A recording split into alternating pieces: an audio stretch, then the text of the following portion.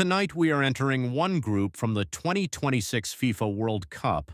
4 countries, 4 flags, 4 different cultures, and 4 different football stories meeting in the same group. In this video, we will travel calmly through the countries of this group. We will not only look at the teams, we will look at the countries behind them, their cities, their food, their traditions, their famous places, their football history, and the important players who will carry their hopes onto the pitch. Because in the World Cup, every match is more than a score. Every country arrives with memory, identity, culture, and millions of people watching from home. So take a slow breath, relax your shoulders, and let's begin our quiet journey through this World Cup group. England is a country in the United Kingdom, a place of old cities, green landscapes, royal history, industrial memory, literature, music, and the deep roots of modern football. Its capital is London, a city of history, buses, bridges, museums, stadiums, and constant movement. But England is also known through Wembley Stadium, Big Ben, Stonehenge, Oxford, Manchester, Liverpool, the Lake District, and many towns where football grounds sit close to homes, pubs, and railway lines. To understand England, you have to imagine more than stadiums. You have to imagine fish and chips, roast dinner, full English breakfast, shepherd's pie, meat pies, and afternoon tea. You have to imagine rainy streets, old pubs, red brick houses, school fields, Sunday matches, and the sound of supporters walking toward a stadium before kickoff. England feels like a country of tradition and pressure.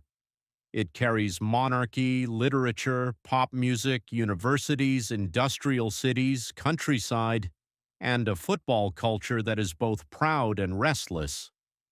The game was organized here, exported from here, and argued about here every weekend. For England, football is not just entertainment, it is part of national conversation. This is the culture England brings to the World Cup. Football in England is history, noise, expectation, and emotion. The national team is known as the Three Lions, and that badge carries one of the heaviest pressures in world football. Every tournament begins with hope, but also with memories of what went wrong before. England's greatest World Cup moment came in 1966, when it won the tournament at home at Wembley.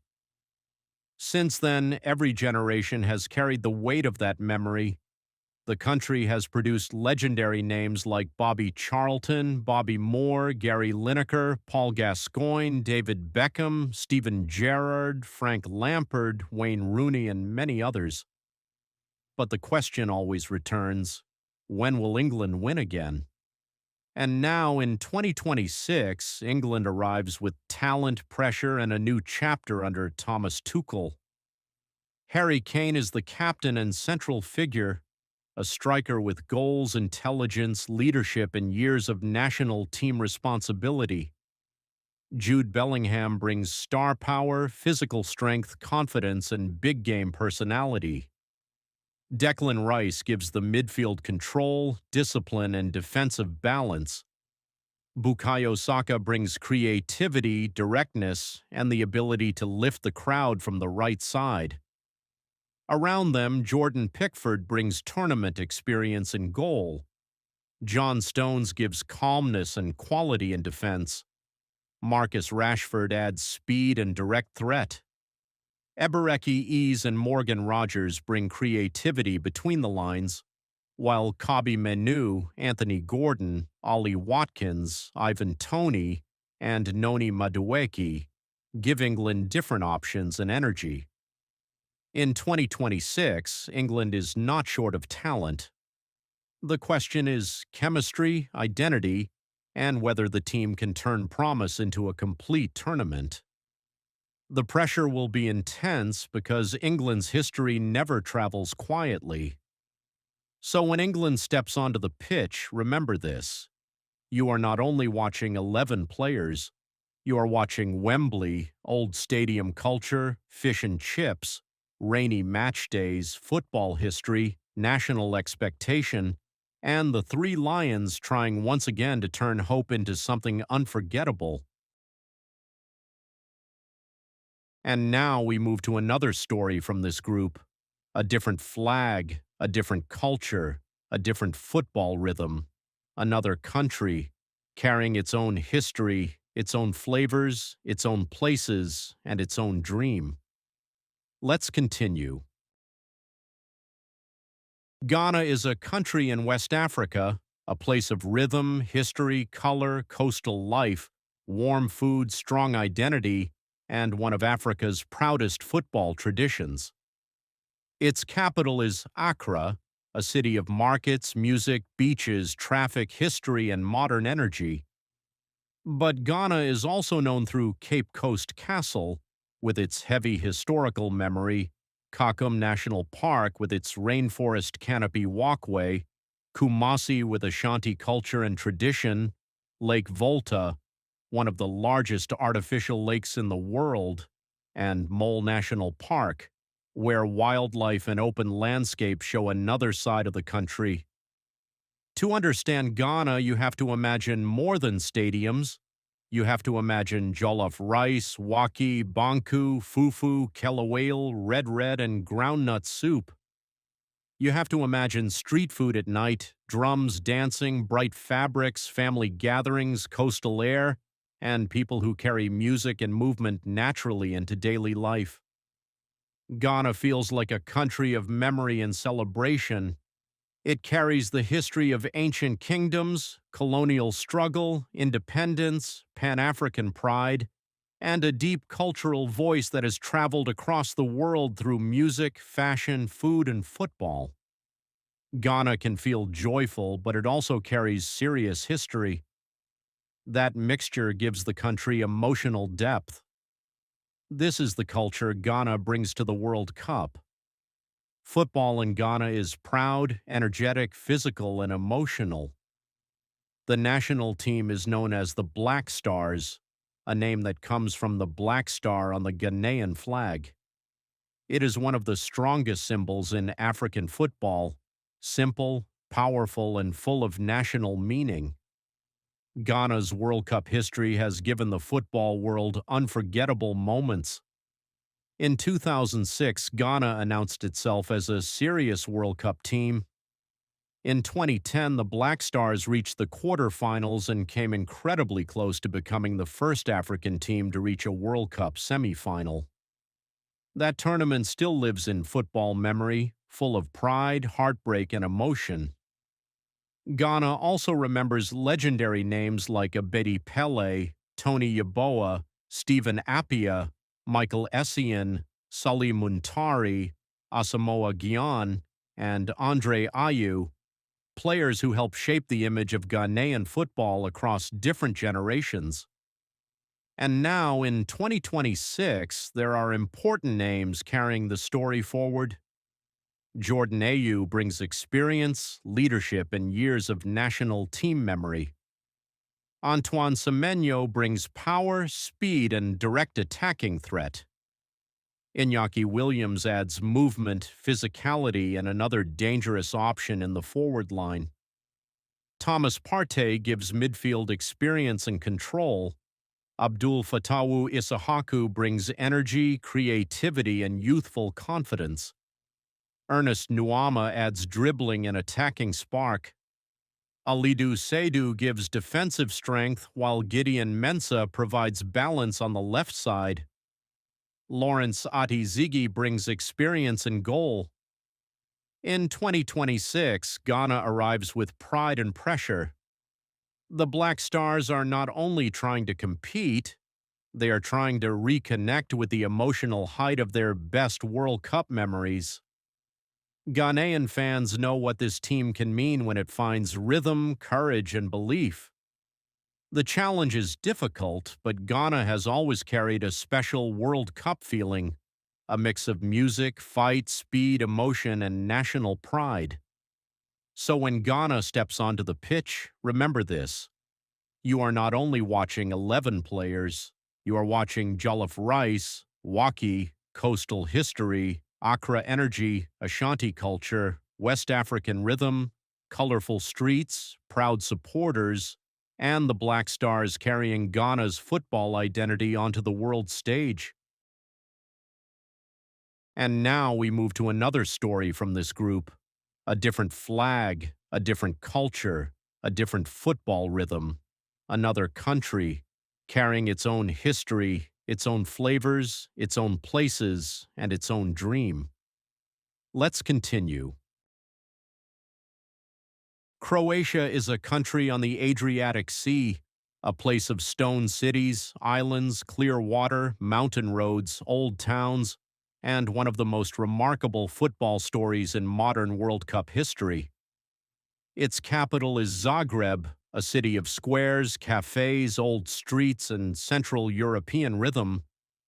But Croatia is also known through Dubrovnik, with its famous city walls beside the sea, Split with the ancient palace of Diocletian, Plitvice lakes with waterfalls and green-blue water, Var with island beauty, and the long Adriatic coast, where stone, sun, and sea create one of Europe's most memorable landscapes.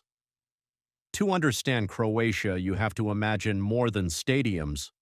You have to imagine black risotto by the coast, peka cooked slowly under hot coals, cevapi, fresh seafood, pashtakada, and burek. You have to imagine fishing boats, narrow stone streets, church bells, island harbors, summer evenings, and families gathering around food, sea air, and football.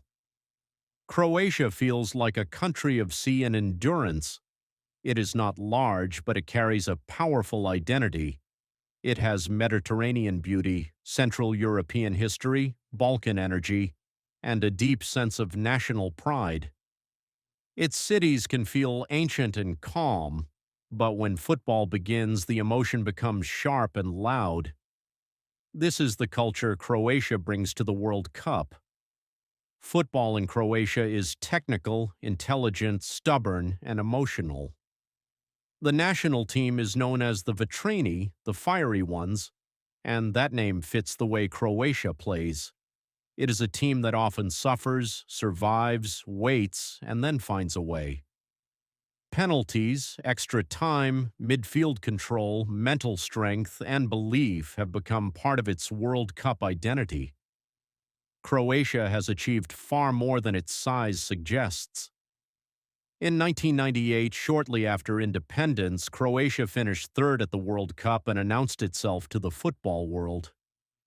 In 2018, it reached the final, one of the greatest achievements in the country's sporting history.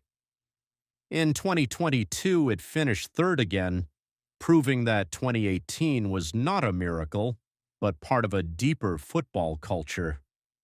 And now, in 2026, Croatia arrives with experience, memory, and another generation trying to extend the story. Luka Modric remains the captain and the emotional center, a midfielder whose intelligence, passing, calmness, and leadership have defined Croatian football for years. Joško Gvardiol brings defensive power, modern quality, and confidence. Mateo Kovacic gives the midfield control, movement, and experience. Ivan Perisic brings big tournament memory and attacking courage. Andrej Kramaric adds creativity and finishing, while Dominik Livakovic gives the team reliability in goal. Mario Pasalic adds midfield depth, and younger names like Martin Baturina and Petar Sucic represent the future. Under Zlatko Dalic, Croatia arrives with continuity. This team knows how to manage difficult matches. It knows how to stay alive when the game becomes tense. It knows how to carry pressure without panic. In 2026, Croatia is not only chasing another result, it is defending a reputation built by effort, intelligence, and belief. So when Croatia steps onto the pitch, remember this.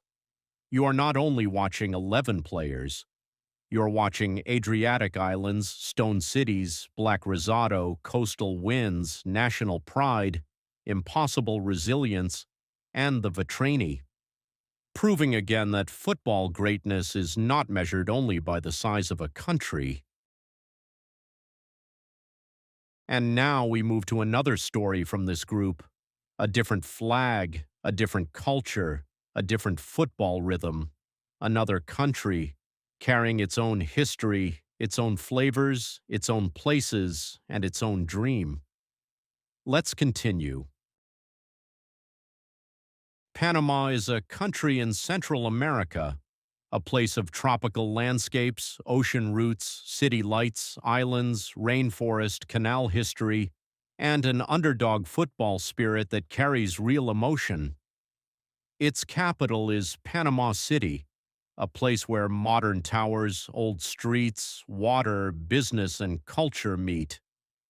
But Panama is also known through the Panama Canal, one of the most important engineering landmarks in the world, Casco Viejo with its historic streets, Bocas del Toro with Caribbean color, the San Blas Islands with clear water and indigenous culture, and Boquete with mountains, coffee farms, and cooler air.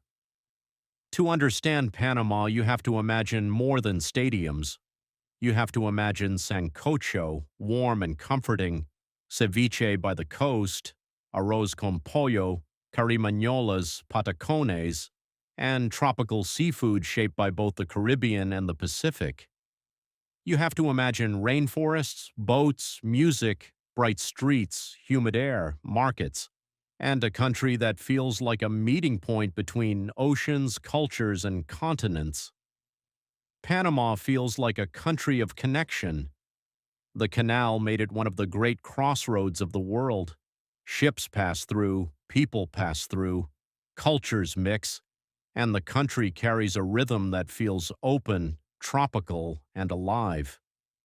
Its identity is shaped by water, trade, Caribbean influence, Latin American energy, and a strong sense of national pride. This is the culture Panama brings to the World Cup. Football in Panama is built on fight, organization, physical strength, and belief. The national team is often called Los Canaleros, connected to the canal that defines so much of the country's global image. And the fans are known for La Marea Roja, the red tide, a wave of color, noise, and passion that follows the team with pride. Panama's first World Cup appearance came in 2018. That tournament was difficult, but historic. It gave the country its first World Cup stage, its first World Cup anthem moment, its first World Cup memories, and the unforgettable emotion of seeing Panama score at the tournament. Now, in 2026, Panama returns for its second World Cup appearance. This time it arrives with more experience, more maturity, and a stronger belief that it can compete. It is still an underdog, but it is not a stranger anymore. There are important names carrying the story forward. Anibal Godoy is the captain and emotional leader, a midfielder with experience, strength, and national team history. Adalberto Carrasquilla brings creativity, control, and the ability to connect midfield with attack. Michael Murillo gives the team speed and quality from the right side. Eric Davis and Fidel Escobar bring defensive experience, while Jose Luis Rodriguez and Joel Barcenas add energy and width. Ismael Diaz gives attacking movement, Jose Fajardo brings goal threat, and Orlando Mosquera gives the team presence in goal. Under coach Thomas Christiansen, Panama has become more organized and more confident. The team knows it will face powerful opponents, but that is part of its identity. Panama is used to fighting for respect. In 2026, Panama arrives with tropical energy, canal history, and the dream of proving that small football nations can still create big moments. So when Panama steps onto the pitch, remember this: you are not only watching 11 players, you're watching sancocho, ceviche, the Panama Canal, Caribbean islands, Pacific coastlines, tropical rain, La Marea Roja, and Los Canaleros carrying an underdog dream onto the world stage. And that was one group from the 2026 FIFA World Cup. Four countries, each carrying something different, different languages, different foods, different songs, different histories, different football dreams. This is what makes the World Cup beautiful. It is not only about who wins, it is about how the world gathers in one tournament.